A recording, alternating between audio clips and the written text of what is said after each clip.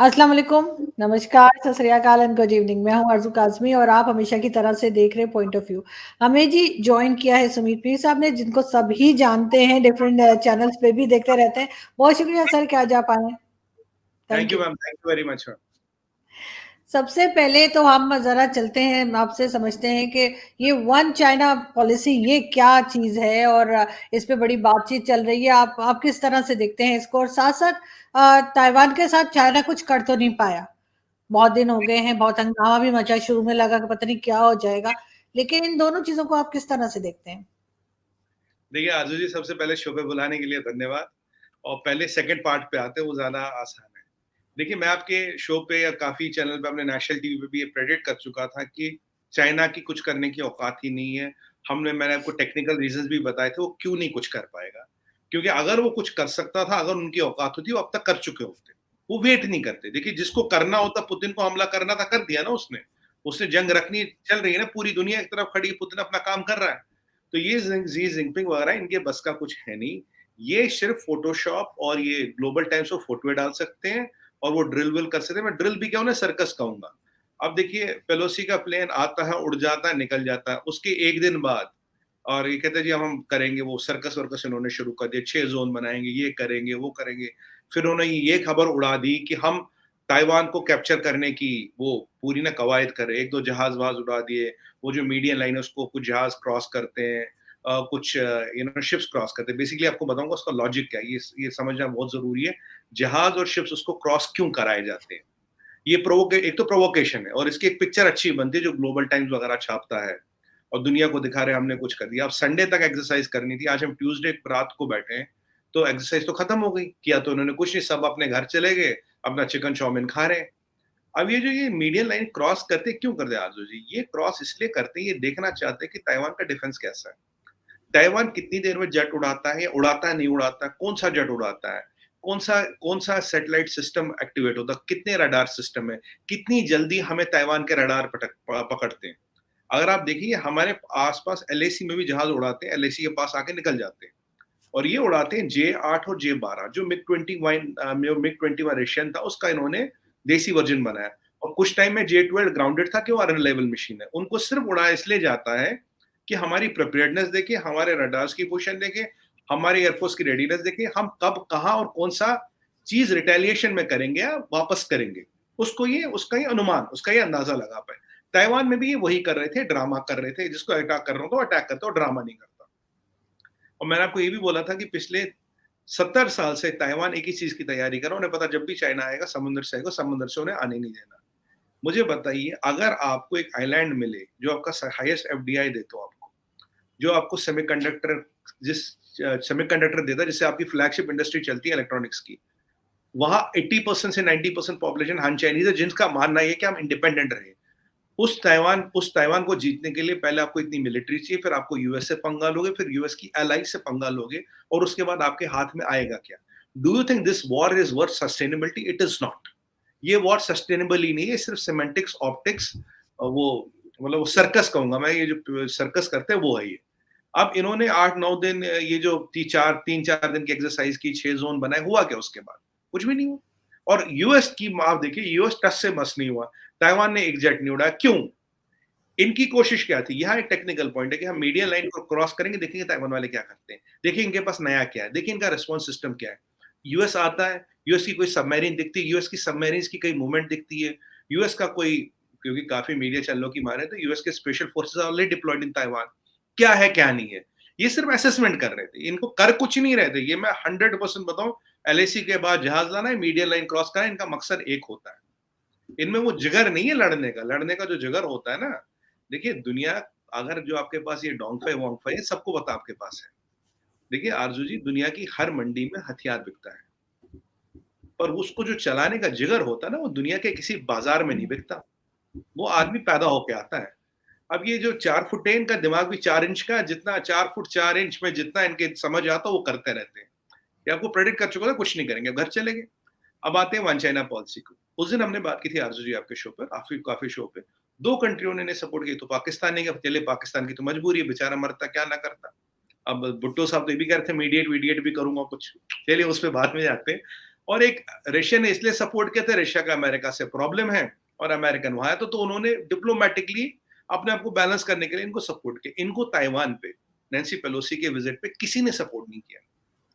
तब से उन्होंने वेंगी को भगाना शुरू कर दिया। जहां हर कंट्री, जहां बांग्लादेश अभी है या निकल गए, बांग्लादेश आए थे, यहाँ आए थे, वहां वो ग्लोबल टाइम्स छाप रहा जी 160 कंट्रियों में वन चाइना पॉलिसी पे सपोर्ट किया, ये किया वो किया। अब यहाँ दो विषय आते हैं, वन चाइना पॉलिसी है क्या? वन चाइना पॉलिसी है कि चाइना एक है, मैं इतना सादा, मैंने सबकी टेरिटरियां खाई है, मैंने इनर मंगोलिया खाया, मैंने ताजिकिस्तान खाया, मैंने तिब्बत खाया, मेरी ताइवान पे नजर है और आसपास की 20 कंट्रियों की जमीन पे नजर है, और एक नजर मेरी मेक्सिको पे भी, एक नजर मेरी चिली पे भी। आप बोलेंगे वो तो दुनिया का दूसरा साइड है, कोई फर्क नहीं पड़ता, चाइना की नजर कहीं भी हो सकती है। दद्दी मरहूम किस ख्वाब में आना चाहिए, हर टेरिटरी मेरी। तो ये उनकी वन चाइना पॉलिसी की चाइना इज वन, बेसिकली ये वो चाहते हैं। अब यहाँ टेक्निकल पॉइंट ये आता है आरजू जी, ये सोचिएगा जरा, अगर वन चाइना पॉलिसी है, ठीक है, तुम कह रहे हो दुनिया हमें सपोर्ट करेगी, वही वाली बात हुई जब हम छोटे थे तो कई बार हम पढ़ते थे स्कूल में तो टीचर हमें थप्पड़ मारती थी, लपड़। अब आसपास के लड़के वड़के देखते थे तो थोड़ी इज्जत होती थी, तो इधर उधर देख, वो यूं देख रहे, क्या हुआ, हम कर, हमें तो लगी ही नहीं, हमें थोड़ी ना लगी है, बोला हम थोड़ी अपनी इज्जत बचा लेते। अब उन्होंने क्या बोला, बोला हमारे गाल पे मक्खी बैठ गई थी, तो हमें अमेरिका ने थप्पड़ नहीं मारा, वो मक्खी मारी, तुम्हें दिख रहा है ये थप्पड़ है। अब आप बताइए इसमें टेक्निकली जाते क्यों ऐसा? जब आपने इतनी धमकियां दे दी, ये कर दिया वो कर दिया, पीएलए, आपने देखो कितने ग्लोबल टाइम्स बेचारे वाले तो 24 घंटे काम कर रहे थे, फोटोए छाप रहे थे, पता नहीं क्या क्या, वो बंदर नाच के क्या क्या कर रहे थे। चलिए कोई बात नहीं, वो सब करते रहे। अब उनका प्लेन आता, उड़ के निकल जाता, ठंड पा रही, कुछ निकल गया।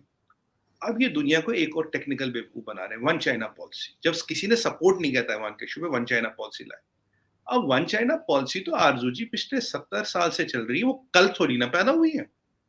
What has Taiwan issue got to do with one China policy? और अगर वन चाइना पॉलिसी की मैं डॉक्ट्रिन में जाऊं, आप कहते हो ताइवान हमारी टेरिटरी है, ताइवान कहता है मैं इंडिपेंडेंट हूं, ताइवान का पासपोर्ट अलग, तुम्हारा पासपोर्ट अलग, ताइवान में आपकी पीएलए है नहीं और वो ताइवान तुम्हारी टेरिटरी है, और आप कहते हो will take Taiwan by force if required. भाई अगर वो तुम्हारी टेरिटरी है तो अपनी टेरिटरी को खुद ही फोर्स से लोगे क्या? तो मतलब one China policy and Taiwan are two different things. अब ये उसको कवर, ताइवान के फियास्को, नैन्सी पेलोसी की विजिट वाले फियास्को को कवर करने के लिए ये वन चाइना पॉलिसी ला रहे हैं। वन चाइना पॉलिसी और ताइवान दो अलग अलग इश्यूज है जियोपॉलिटिक्स में। लोग आपको सपोर्ट कर सकते हैं वन चाइना पॉलिसी पे, but not on Taiwan, they are two different things.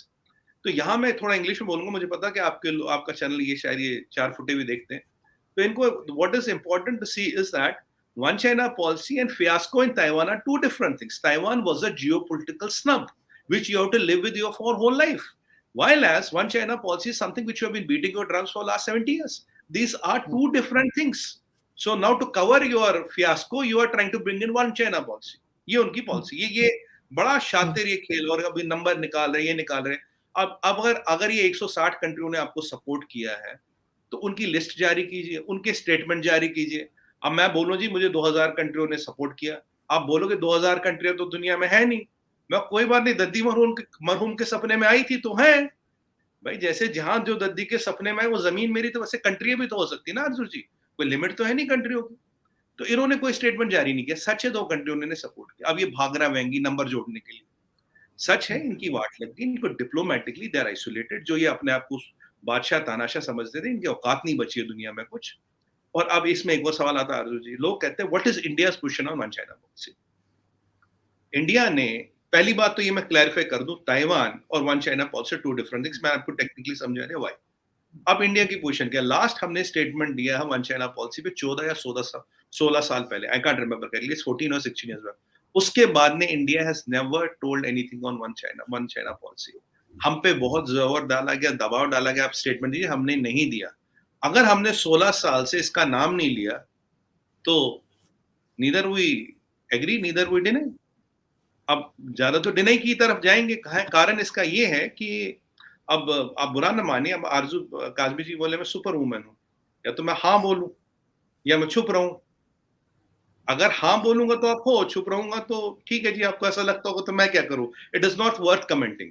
So our stand is it is not worth commenting. We don't know what you are claiming. You can claim sun, earth and the moon. That is none of our business.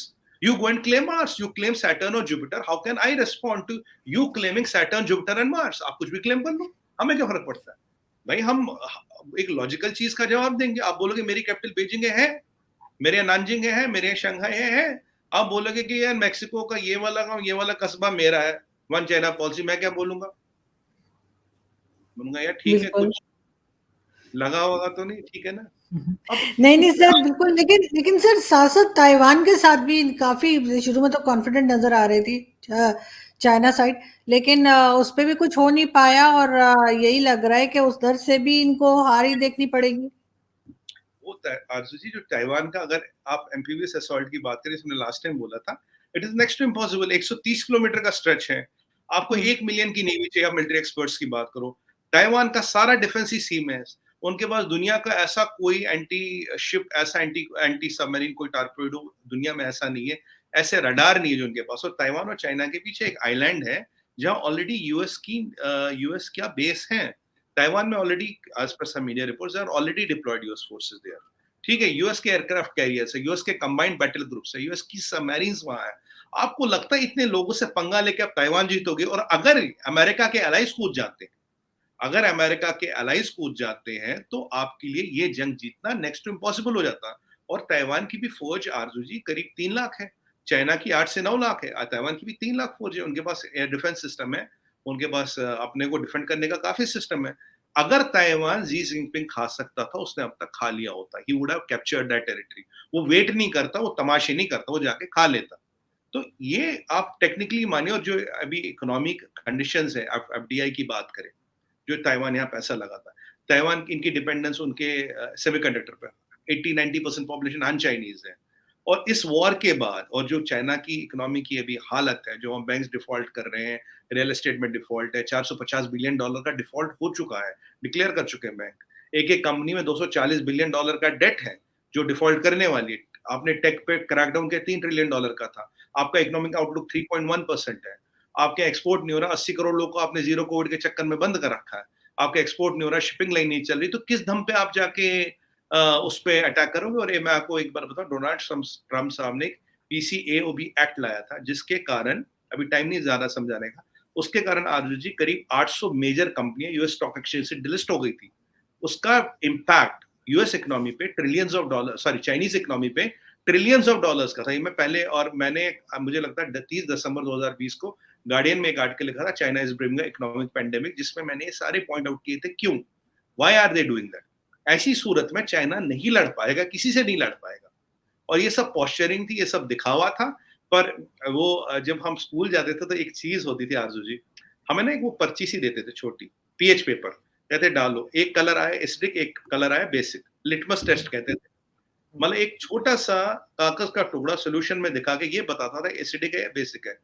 तो Nancy Pelosi का जो visit है आरजू जी, वो litmus test था, जिसने China की PLA की, China की गवर्नमेंट की, चाइना की मिलिट्री की, कम्युनिस्ट पार्टी ऑफ चाइना की, चाइना की पीएलए की, एयरफोर्स की, नेवी की, सबकी औकात गिना दी। चाइना का सम टोटल लिटमस टेस्ट कर दिया उन्होंने, एक जहाज उतार के ताइवान में, और उसको वापस उड़ा दिया 18-20 घंटों बाद। एक फ्लाइट ने, जो उन्होंने 70 साल से एक इल्यूजन परसेप्शन बनाया था, उसके परखच्चे उड़ गए। It was a litmus test of China strength which they have miserably failed. तो ये कर तो सकते नहीं कुछ। और जो, अब देखिए आरजू जी, जितनी इंफॉर्मेशन मुझे होगी, मुझसे तो कहीं ज्यादा यूएस को होगी ना। तो यूएस ने भी तो इसीलिए लिटमस टेस्ट किया ना। अब देखिए यूएस ने बड़ा अच्छा खेला, हाँ आएगी नहीं आएगी कंफर्म नहीं किया, बताया नहीं, फिर ताइवान से कंफर्म करा दिया आ गई। और ताइवान की प्रेसिडेंट उन्हें आरजू जी वो देती है हाईएस्ट सिविलियन अवार्ड। ताइवान की president US speaker of the house को हाईएस्ट सिविलियन अवार्ड देती है। अमेरिका का लिटमस टेस्ट तो हो गया ना, अमेरिका ने दुनिया को दिखा दी इनकी औकात कितनी है। और इन्होंने खुद ही बता दी, चुपचाप बैठ जाते, पंगा नहीं करते। America this time played very sensibly, उन्होंने ना कंफर्म किया ना डिने किया। जब अमेरिका कंफर्म डिने नहीं कर रहा था, इनको लगा अमेरिका डर गया, तो उन्होंने थोड़ा और अपना वो ऊपर कर दिया। वो पप्पू पेजर वाली बात है, तो वो थोड़ा और ऊपर कर दिया, थोड़ा और ऊपर कर दिया। तो फिर क्या हुआ, जहाज आया, निकल के देखते रहेंगे, और ये देखते रह जाएंगे। आप चिंता मत कीजिए, मैं आपको कह रहा हूँ ये लड़ नहीं सकते। हाँ, लड़ाई कोई पटाखा धमाका जी जिनपिंग तभी करेगा जब उसको लगेगा कि मेरी तीसरी टर्म नहीं आएगी, तब वो अपने पर्सनल गेन के लिए कुछ कर ले। But China can not take on Taiwan, it is next impossible. अगर कर सकता था, वो अब तक कर चुका होता। और इसके ताइवान और ये जवेरी के हिट के बाद जो अमेरिका का रुतबा सुपर पावर है, वो और उभरा है, दैट हैज एलिवेटेड। क्योंकि एक सवाल ये भी बार-बार लोग पूछ रहे हैं कि जो जिस ड्रोन ने ज़वेरी को मारा, पहले तो उसकी इन्फॉर्मेशन किसने बेची? फिर वो ड्रोन उड़ा कहाँ से और किसकी एयर स्पेस यूज़ की? आईएसपीआर ने ये तो बोल दिया कि हमारी ज़मीन से नहीं उड़ा, पर एयर स्पेस का क्लैरिफिकेशन कोई दे नहीं रहा। चलिए वो फिर कभी का मसला है। तो आज इनका सम टोटल ये है, कहानी इनकी ये है। बिल्कुल ठीक, लेकिन ज़ाहिर है जैसे आप बात कर रहे हैं तो यकीनन जो चाइनीज़ साइड है वो भी अपनी जो कमज़ोरियाँ हैं उसको ज़रूर देख रहे होंगे और हम भी देखते हैं आगे क्या होता है। लेकिन साथ-साथ आपसे मैं लास्ट में ये ज़रूर पूछना चाहूँगी कि आपके यहाँ एक अमेरिका का कहा जा रहा है नेवी का शिप जो है वो रिपेयर हो रहा है। वो जी। क्या बात है? मतलब वो इत्तेफ़ाकन आ गए या वाक़ई में सिर्फ़ रिपेयर के लिए ही आए हैं? क्या है वो सारा? वो न्यूज़ क्योंकि मेरी नज़र से गुज़री थी। नहीं आरज़ू जी आपकी नज़र में तो ख़ैर माइक्रोस्कोप में चीज़ें पकड़ लेती है इधर-उधर। वैसे ये काफ़ी लोगों की नज़र से नहीं गुज़रा, आपकी नज़र से गुज़रा, अच्छी बात है। देखिए आरज़ू जी, अगर आपका शो हो या और भी चैनल्स हो, मैं एक वर्ड हमेशा से यूज़ कर रहा हूँ पिछले कुछ महीने से, डॉकिंग। हुँ। कि मुझे काफ़ी लोगों ने पूछा अगर ये ताइवान और अमेरिका का कॉन्फ्लिक्ट होता चाइना का, आप क्या रोल करोगे? मैं कहा जो भी डॉकिंग वगैरह होगी, जो भी लॉजिस्टिक सपोर्ट होगा वो हम देंगे। क्योंकि चाइना हमारा एडवर्सरी है, हमें इसमें कोई संदेह नहीं, कोई डाउट नहीं है और हम यूएस को पूरा समर्थन देंगे। अब आपने पीछे देखा होगा कि पीछे चाइना ने एक शिप लाना चाहा हमनटोटा तक, स्पाई शिप। तो इस पे काफ़ी बात हुई हमारी मीडिया पे। अभी कल-परसों ये खबर आई कि श्रीलंका उन्होंने मना कर दिया, भाई आपका शिप यहाँ होगा नहीं। जबकि हमनटोटा उनके कंट्रोल में, श्रीलंका उन्होंने मना कर दिया। अब शिप क्या आ रहा था उन्हें, अब जो हमारी जो नीचे की कमांड्स हैं, अंडमान निकोबार कमांड और जो इस साइड वाली कमांड है, उस पे उनको थोड़ा बहुत जासूसी करनी थी। जस्ट स्पाई शिप बेसिकली, हुँ। कहाँ है, क्या नहीं। देखिए इनके वही पंगे लेने वाली बात है, खुरापा दिमाग में, कहीं न कहीं उन्हें तो वो पंगेबाज़ी करनी करनी। अब श्रीलंका ने मना कर दिया, ठीक है जी। यहाँ ये तो पूरे न्यूज़ में आया कि चाइना का शिप आ रहा है, ये करेगा, वो करेगा, इससे भारत का ये होगा, जबकि हमने अपना जो साउदर्न साइड की कमांड्स है, दोनों साइड की of the country, we have strength both of them and we are fully prepared. और ये तो हमने बहुत पहले देख लिया है। जब हमने अपनी साउदर्न कमांड स्ट्रेंथन कर दी, तभी इनफैक्ट इनकी हमनटोटा पे नज़र पड़ी। इनको हमनटोटा लेने की ज़रूरत तभी पड़ी, तब तक इनको ज़रूरत नहीं थी। और ये जो स्ट्रिंग ऑफ पर्ल्स कहते हैं, हम कहते हैं, we call it at diamond necklace. हुँ। Chinese use a concept called string of pearls, we use the concept of diamond necklace. अगर उन्होंने हमें गियर रखा तो हमने भी उनको उतना ही गियर रखा। कभी उस पर बात करते, लंबा विषय, इतनी जल्दी हुँ। होगा नहीं। तो आरजू जी अब ये वहां तो रुक गए। अब यहाँ क्या होता, बिना किसी को बताए चुपचाप, पहली बार जब लास्ट स्क्वाड की मीटिंग हुई थी, तब हमने इनफॉर्मली एग्री किया था, इसको डिक्लेयर भी हमने कुछ लिमिटेड में किया था कि भाई आपके जो शिप्स हैं उनका रिपेयर और डॉकिंग हम इंडिया में देंगे। पहली बार पिछले 60-70 साल में एक यूएस का शिप इंडिया आता है, चेन्नई में ये डॉक हुआ है। वहां पे हुँ। देखिए हम कह रहे हैं इसको रिपेयर करना है। अब रिपेयर, मेंटेनेंस, फ्यूलिंग, ये सब डॉकिंग में होती है। एक टेक बड़ा वर्ड ये हो जाता है डॉकिंग। अब डॉकिंग में जब शिप घूम के आएगा, आरज़ू जी मैं डायरेक्ट बोलूँगा, उसका चेकअप तो होगा ही। उसमें हुँ। रिपेयर भी कुछ होता है, वो भी होगा, तेल, पानी जो और हिंदी ये में कहे, पानी सब जब इनफैक्ट जब एक बार जहाज सॉर्टी करके उतरता है, फाइटर हो या पैसेंजर हो, उसका भी एक थॉरो चेकअप होता है। अब समुद्री डोमिनेंस के लिए आपको डॉकिंग चाहिए। तो हमने कल इंडो पैसिफिक में जो नया बना है और क्वाड में एक बहुत बड़ा गेम चेंजर स्टेप लिया है। First time US navy ship has docked in India. Reason can be any to many, I will say docking, right. तो ये एक बहुत बड़ा स्टेप है। वहां हमने चाइना का शिप श्रीलंका जाने से रोक दिया, चाइना का शिप श्रीलंका जाने से रोक दिया और यूएस का शिप हमारे यहाँ आया। अब इसमें दो चीजें देखिए इंपॉर्टेंट क्या है। जो कॉन्सुलेट है यूएस का चेन्नई में, वहाँ के जो एम्बेसडर साहब है, काउंसलर है, जो भी वहाँ के हेड है एम्बेसी के, वो उनके डिफेंस अटैची, हमारे वाइस एडमिरल साहब इंडियन नेवी के, वाइस एडमिरल के एक नीचे होते हैं वाइस एडमिरल साहब, और हमारे सेक्रेटरी ऑफ डिफेंस, उन्होंने जाके उनका स्वागत किया। All these four people were present, so this gives a much bigger message. ये एसओएस कॉल में नहीं है, मैं आपको यहाँ क्लैरिफाई, ये नहीं कि शिप खराब हो गया था, डूब रहा था, हमने कहा चलो हमारे यहाँ आ जाओ कि भाई हम थोड़ा बहुत इसको ठीक कर देंगे, नहीं, it was under a preplanned action. And there were four dignitaries, जो वहाँ के एम्बेसी के हेड है यूएस के चेन्नई की, उनका डिफेंस अटैची, हमारे secretary of defence and vice admiral of Indian navy, they उन्होंने शिप का स्वागत किया। तो ये बहुत बड़ा चेंज है, ये इतना चेंज बड़ा है, मैं आपको क्या बताऊं। जो चाइना कहता था ना एरिना ऑफ ग्लैडिएटर्स, अगर पता नहीं अब मेरी आवाज वेंगी तक जाएगी तो आज मैं बोलता हूँ वेंगी और ग्लोबल टाइम्स, इस पर प्रतिक्रिया नहीं आई तुम्हारी, सांप सूंघ गया क्या, या देखा नहीं तो आरजू काजमी का शो देख लेना, समझ आ जाएगा। देखो एक हिंदी हिंदी तो कोई उन्हें ट्रांसलेट करके बता ही देगा। जिस let me tell you in English. The thing you were talking, that COD is Arena of Gladiators.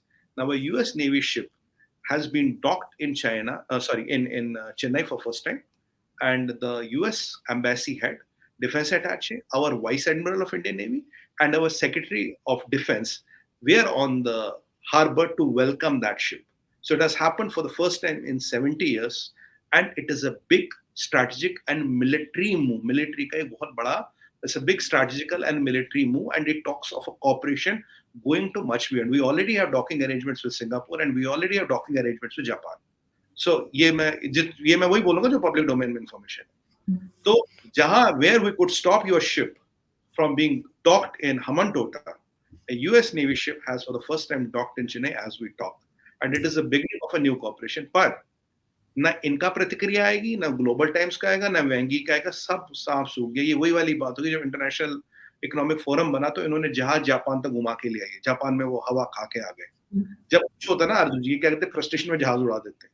चल चल घूम क्या, फिर उसका ग्लोबल टाइम्स फोटो डालेगा, चाइनीज वॉरप्लेन्स दिस. सच ये है आरजू जी. चलिए अब तो बात होगी, मैं तो इसकी तरफ थोड़ा बहुत इशारा कर रहा था पहले भी. सच ये है कि दुनिया में किसी को इस चीज की हवा तक नहीं लगी. Nobody could talk about it. Nobody could predict this. Nobody could discuss this. While as Chinese ship, starting from the Chinese naval base, जो भी होगा, on the way to Sri Lanka, we could know it, we could track it, we could detect it, and we could stop it. हमारी तो बात छोड़िए, हमारे पड़ोसी के यहाँ भी हमने उसको रुकने नहीं दिया. और यूएस का आ गया, जब तक आ गया, एक खबर छपती है, mission is successful, mission is accomplished. Geopolitically military cooperation की बात करें, इट्स अ बिग मूव. और अगर शिप आ सकता है तो छोटा बड़ा शिप कोई भी आ सकता है. तो शिप आ सकता तो सबमरीन भी आ सकती है, कुछ भी आ सकती है.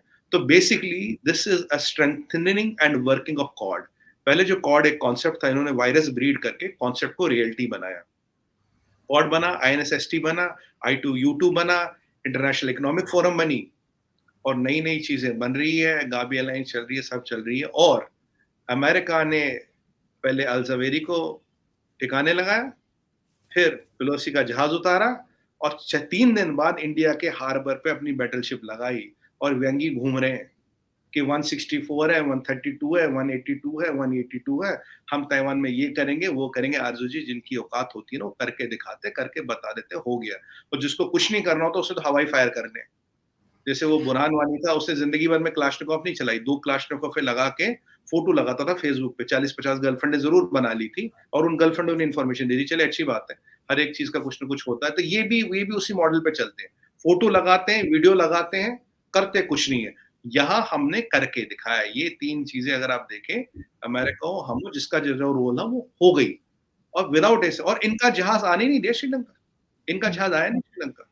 और जबकि श्रीलंका को सोचा था हमारे बाप की जागीर है, खरीद लिया उनको, तब भी नहीं आने दिया. It's a great diplomatic win for India. बिल्कुल आप सही कह रहे हैं, लेकिन जाहिर है कि वो इसके बजाय के लोग दावे करते रहें कि क्या करेंगे और क्या नहीं करेंगे, मतलब करके दिखाना ज्यादा इंपॉर्टेंट होता है. और मुझे आज पहली बार पता चला कि मेरा शो चाइनीज भी देखेंगे, वो ही आपकी वजह से. वरना मुझे नहीं मालूम था कि ये शो कोई चाइनीज भी देखने वाले हैं. लेकिन ये है कि फिर भी जिसे कहना चाहिए कि बहुत टेंशन जो है हम कभी भी नहीं चाहेंगे कि वर्ल्ड में हो और इस किस्म की सिचुएशन बने. लेकिन आई होप कि कहीं ना कहीं पे भारतीय गवर्नमेंट जो है वो सोच समझ के जो है आगे बढ़ेगी. और इस किस्म की जो, चाहे चाइना के साथ क्लैशेस हो, चाहे पाकिस्तान के साथ हो, या किसी के साथ भी किसी के हो, वो बहुत ज्यादा आगे तक नहीं जाने चाहिए. कहीं ना कहीं रोक लगानी चाहिए, खास तौर पे चाइना को, क्योंकि चाइनीज साइड जो है उसको कई बार देखा है कि आप लोगों के साथ जिस तरह से उनके लड़ाई झगड़े चल रहे होते हैं बॉर्डर पे, तो मेरे ख्याल में उनको थोड़ी सी अकल आ जानी चाहिए. आजू जी देखिए, पाकिस्तान के साथ भी करीब 4 जंगें हुई, आमने सामने जंग होती है, जो हुई थी. ये लोग कभी सामने से नहीं आते. ये पीठ में खंजर भोंकने में इन्होंने PhD कर रखा है. देखिए 62 में भी इन्होंने बोला हिंदी चीनी भाई में, फिर एक दिन. अब गलवान में इन्होंने बात करने बुलाया था, सबको पता है ना, वहां इनकी पूरी तैयारी थी. पूरी, वो कहते हैं ना, हमारे बॉलीवुड में पूरी फील्डिंग बिठा रखी थी वहां पे. वहां भी इनको मुंह की खानी पड़ी. ये सामने से नहीं आते, ये धोखा दे के आते. इनके ट्रेचरी और डिसीट इनका वेपन है. और जहां तक हमारी बात है अर्जुन जी, हम तो ये मानते हैं, जो भगवान श्री कृष्ण ने कहा था, intention of Karma determines the outcome of Karma. अगर आपका इंटेंशन ठीक है, उसका आउटकम भी ठीक होगा. दिक्कत कहाँ है? दिक्कत इनके इंटेंशन में है. अगर इनके इंटेंशन ठीक हो जाए, अगर ये अपने घर, हम अपने घर, कोई मसला नहीं, कोई लड़ाई नहीं, पर इनका जो इंटेंशन है कि इसकी ज़मीन खाऊँगा। अब मैंने आपको सीरिया वाली बात बोली थी लास्ट टाइम, ये वहाँ $150 बिलियन सीरिया में लगा के कर क्या रहे हैं? वहाँ तो कुछ नहीं मिलना, एक पैसा वापस नहीं आना। मतलब तुम वहीं पैसे लगा रहे हो जहाँ वापस नहीं आ रहा। आपने पाकिस्तान में आपने देखा ही उन्होंने क्या तबाही मचा दी, सीरिया में ये कर रहे हैं और फिर इनके एटीएमओं में पैसा नहीं मिलता, फिर इनके रूरल बैंकों में पैसा नहीं है, एटीएमओं में नहीं लिमिट लगाई, लोगों को बंद करना पड़ा। आप देखिए, अगर कोई कंट्री $150 बिलियन आपने सीरिया में बर्बाद किए, 65 पाकिस्तान में बर्बाद किए, 10 यहाँ, 20 वहाँ, $450 बिलियन का आपका डिफ़ॉल्ट बैंक कर चुके हैं। एक सबसे बड़ी रियल एस्टेट कंपनी आपको $240 बिलियन का डिफ़ॉल्ट करने वाली है, क्योंकि उसको $300 मिलियन नहीं मिल रहे हैं, वो शेयर आईपीओ निकाल रही है। अगर ये सब चीज़ें अपने आस-पास चल रही है, आपके पास तो कुबेर का खजाना भी नहीं है, आपके कोई पेड़ों पे डॉलर उगते हैं जिन्हें तोड़-तोड़ के आप बाँटोगे। तो जब ये हालत होगी, यहाँ क्या क्या सीखने को मिलता है अर्जुन जी? इंटेंशन। आपकी इंटेंशन क्या? आपकी इंटेंशन होनी चाहिए अपने लोगों की ज़िंदगी अच्छी बनाओ। जियो जीने दो, दुनिया में जो गरीब आदमी है, जो कमज़ोर आदमी है, उसकी मदद करो, जो हमने किया। दवाई दी, एससीक्यू दी, आज वीट देने को तैयार है। और तुम क्या कर रहे हो? कभी स्पेसशिप भेज रहे हो, कभी सीरिया को इक्विपमेंट दे रहे हो, कभी मिडल ईस्ट में पंगा कर रहे हो, कोई यहाँ से पंगा कर रहे हो, कभी जेट उड़ा रहे हो, कभी ताइवान की लाइन के पास जा रहे हो, कभी इंडिया की लाइन के पास आ रहे हो। आपका इंटेंशन ही नहीं है। आपकी अगर इंटेंशन ठीक हो जाए तो दुनिया भी पीसफुल रहे, हम भी रहे। पर with having said all that, but we are fully capable and competent to defend our territories. एक आरजू जी कहते हैं ना, you should hope for the peace, you should pray for the peace, but keep your gunpowder dry. बिल्कुल सही। बिल्कुल आप ठीक कह रहे हैं। बहुत शुक्रिया कि आज आपने जॉइन किया और अब बहुत सी चीज़ें ऐसी हैं जो लोगों को यकीनन समझने में आसानी होगी क्योंकि सुमित जी जिस तरह से बताते हैं, तो वो बहुत ऐसा लगता है कोई आम-सी बात हो रही है जबकि बहुत कॉम्प्लिकेटेड किस्म के टॉपिक्स होते हैं। बहुत शुक्रिया कि आज आप आए और आपने इतनी जो है हमारी मालूमात में और हमारी नॉलेज में इज़ाफ़ा किया। Thank you so much sir. Thank you. Thank you very much.